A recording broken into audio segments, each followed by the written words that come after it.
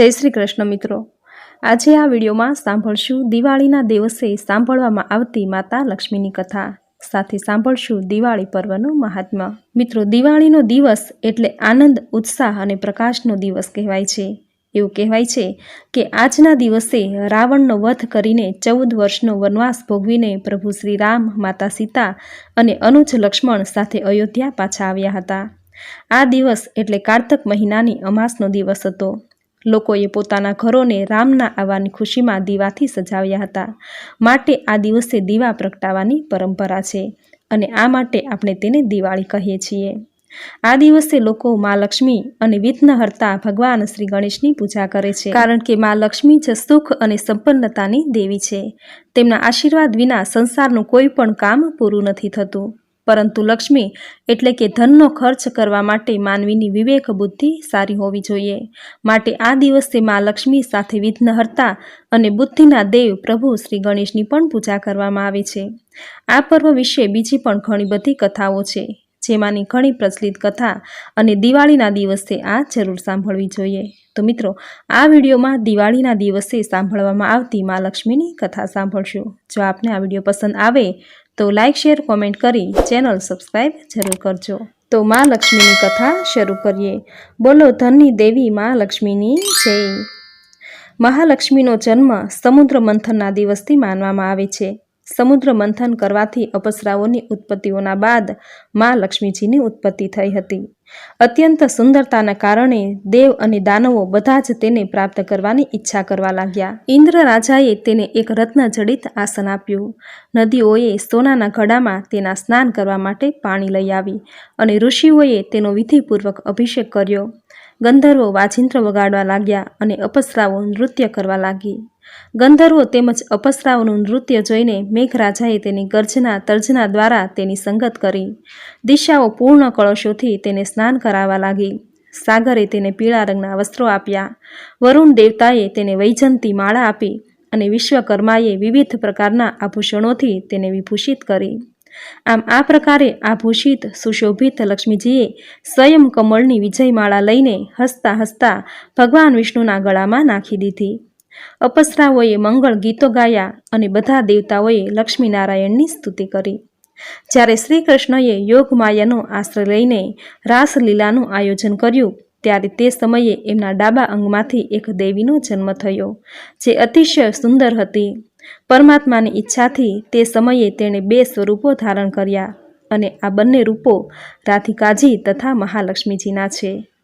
देवराज इंद्रना घरमां स्वर्गलक्ष्मी, पाताळमां नागलक्ष्मी, राजग्रहोमां राजलक्ष्मी, पोताना अंश अवतारोना द्वारा तमाम कुळवती स्त्रीओमां ग्रहलक्ष्मी, कमळोमां श्रीचंद अने सूर्यमंडळमां शोभा।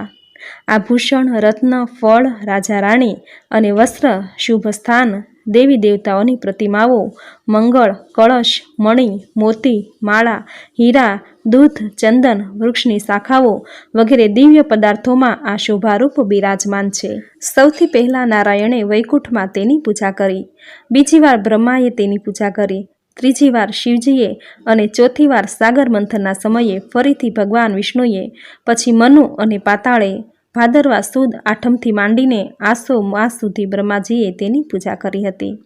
बाकीना बीजा देवताओए चैत्र सुद अने पोष सुद आठमना दिवसे तेनी पूजा करी हती। तेना सिवाय शरद ऋतुमां दीपावलीना दिवसे तेमज पोष संक्रांतिना दिवसे पण देवताओनी पूजा करी। इंद्र, मनु, केदार, नळ, नील, सबळ, ध्रुव, उत्तानपाद, बलिराजा, कश्यप, दक्ष प्रजापति, कदर्म, प्रियव्रत, चंद्र, कुबेर, वायु, यम, अग्नि अने वरुण ए सर्वसिद्धि प्रदायिनी महालक्ष्मीनो उपर मुजब मुख्य पदार्थोमां पूजन करता हता। मार्कंड पुराणमां महालक्ष्मीनी उपासना माटे महारात्रि एटले के दीपावली रात्रिनुं खूब विशेष महत्व बताववामां आव्युं छे। एकवार शनकादि ऋषिओए सनत कुमारजीने पूछ्युं, हे भगवान, दीपमणिकोत्सव एटले के दीपावलीना अवसर पर श्री लक्ष्मीजीनी साथे साथे अन्य देवी देवताओनुं पण पूजन शा माटे करवामां आवे छे, ज्यारे के दीपावलीनुं पर्व विशेष करीने लक्ष्मी पूजन थाय छे। ऋषिओनी आ शंकाने सांभळीने सनत कुमारजी कहेवा लाग्या, हे ऋषिओ, ज्यारे दैत्यराज बलिने तेना बाहुबळथी अनेक देवताओने बंदीवान बनावी दीधा हता, ત્યારે કાર્તિક મહિનાની અમાવસ્યાના દિવસે સ્વયં વિષ્ણુ ભગવાને વામન રૂપ ધારણ કરીને તેને બાંધી દીધો અને સમસ્ત બંધી બનાવેલા દેવતાઓને કારાવાસમાંથી મુક્ત કરાવી દીધા. કારાવાસમાંથી મુક્ત થઈને બધા મુખ્ય દેવો ક્ષીરસાગરમાં લક્ષ્મી સહિત વિશ્રામ કર્યો. આ કારણથી દીપાવલીના દિવસે લક્ષ્મી પૂજનની સાથે સાથે અન્ય દેવી દેવતાઓના પણ પૂજન તેમજ શયનની વ્યવસ્થા કરવી જોઈએ. આમ કરવાથી લક્ષ્મી અન્ય દેવતાઓની સાથે ત્યાં જ વિશ્રામ કરવો. લક્ષ્મીજીનું તથા દેવતાઓના શયન માટે એવી શૈયા બિછાવી જોઈએ કે જેને કોઈ પ્રાણીએ કદી પણ ઉપયોગ ન કર્યો હોય. આ શૈયા ઉપર સુંદર નવીન વસ્ત્ર તેમજ ચાદર બિછાવીને તકિયા રજાઈ વગેરે ગોઠવી દેવું. ત્યાર પછી સુગંધિત કમળ પુષ્પ પણ શૈયા ઉપર પાથરી દો, કેમ કે લક્ષ્મીજીનો વાસ હંમેશા કમળમાં જ રહે છે. હે ઋષિઓ, આ પ્રમાણે વિધિપૂર્વક શ્રદ્ધાથી દેવતાઓ તથા ભગવતી લક્ષ્મીના પૂજનની તે સ્થાયી રૂપથી ત્યાં જ નિવાસ કરે છે. ભગવતી લક્ષ્મીના ભોગ માટે ગાયના દૂધના માવામાં મિશ્રિત લવિંગ, કપૂર તેમજ ઇલાયચી વગેરે સુગંધિત દ્રવ્યો મિલાવીને લાડુ બનાવવા જોઈએ. ઋષિઓએ ફરી પ્રશ્ન કર્યો કે હે ભગવાન, જ્યારે રાજા બલિએ લક્ષ્મીજી તથા દેવતાઓને પોતાના વશમાં કરી લીધા હતા તો પછી લક્ષ્મીજીએ તેનો ત્યાગ ક્યારે કર્યો? સનતકુમારજીએ ઉત્તર આપ્યો કે હે ઋષિગણ, એકવાર દેવરાજ ઇન્દ્રથી ભય પામીને રાજા બલિ ક્યાંક સંતાઈ ગયો. ઇન્દ્ર રાજાએ તેને શોધવાનો ખૂબ પ્રયત્ન કર્યો. ત્યારે તેણે જોયું કે બલિરાજા ગધેડાનું રૂપ લઈને એક ખાલી ઘરમાં પોતાનો સમય પસાર કરી રહ્યો છે. ઇન્દ્ર ત્યાં જઈ પહોંચ્યો અને બલિની સાથે તેની વાતચીત થવા લાગી. બલિએ ઇન્દ્રને તત્વજ્ઞાનનો ઉપદેશ આપતા કાળ સમયની મહત્વ સમજાવી. એમની વચ્ચે જ્યારે આ પ્રમાણેની વાતચીત થઈ રહી હતી ત્યારે તે સમયે દૈત્યરાજ બલિના શરીરમાંથી અત્યંત દિવ્યરૂપ એક સ્ત્રી બહાર નીકળી. તેને જોઈને ઇન્દ્ર રાજાએ તેને પૂછ્યું કે હે દૈત્યરાજ, તમારા શરીરમાંથી નીકળનારી આ સ્ત્રી કોણ છે? આભાયુક્ત સ્ત્રી દેવી છે કે પછી આસુરી માયા કે માનવી છે? ત્યારે બલિરાજાએ તેને ઉત્તર આપ્યો કે હે રાજન, આ મના તો દેવી છે કે ના આસુરી માયા કે માનવી? જો તારે તેના સંબંધમાં વધુ જાણવાની ઉત્કંઠા હોય તો પછી તેને જ તું પૂછી લે. આ સાંભળીને ઇન્દ્ર રાજાએ બે હાથ જોડીને તેને પૂછ્યું કે હે દેવી, તમે કોણ છો અને દૈત્યરાજનો પરિત્યાગ કરીને મારા તરફ શા માટે આગળ વધી રહ્યા છો? ત્યારે હસીને શક્તિ સ્વરૂપા સ્ત્રી બોલી, હે દેવેન્દ્ર, મને ના તો દૈત્યરાજ પ્રહલાદના પુત્ર વિરોચન ઓળખે છે અને ના તો તેનો પુત્ર આ બલિ. શાસ્ત્રો વેતા મને દુઃ, સસા, ભૂતિ અને લક્ષ્મીના નામોથી ઓળખે છે, પરંતુ તું તથા અન્ય દેવગણ મને બરાબર ઓળખતા નથી.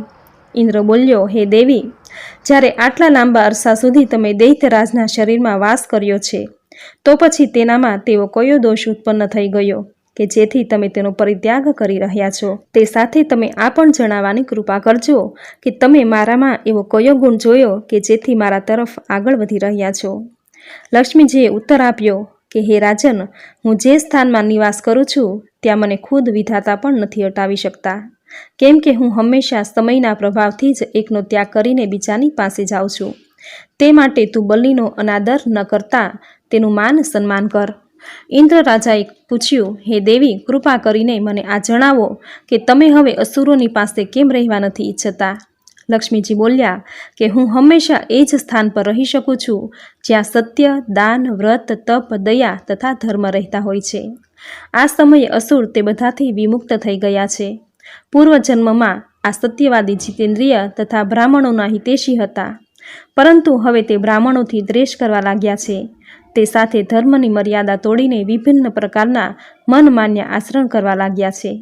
પહેલાં તે ઉપવાસ તથા તપ કરતા હતા, દરરોજ સૂર્યોદયથી પહેલાં જાગી જતા અને યથા સમયે સૂતા હતા, પરંતુ હવે તે બહુ મોડા ઉઠે છે અને મધરાતના બાદ સૂવે છે.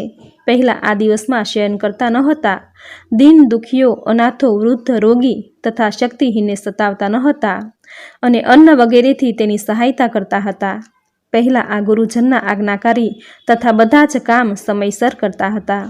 ઉત્તમ ભોજન બનાવીને પોતે એકલા જ ન હતા ખાતા, બલકે પહેલાં બીજાને કંઈ આપ્યા પછી જ પોતે જમતા હતા.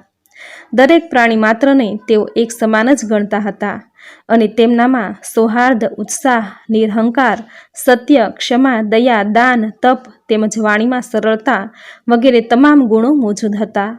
તે મિત્રોની સાથે પ્રેમથી વ્યવહાર કરતા હતા. પરંતુ હવે તેમનામાં ક્રોધની માત્રા વધી ગઈ છે અને આળસ, નિદ્રા, અપસંદા, અસંતોષ, કામુકતા તથા વિવેકહીનતા વગેરે દુર્ગુણોની એકતા વધી ગઈ છે. હવે તેમની બધી વાતો નિયમ વિરુદ્ધ જ થવા લાગી છે.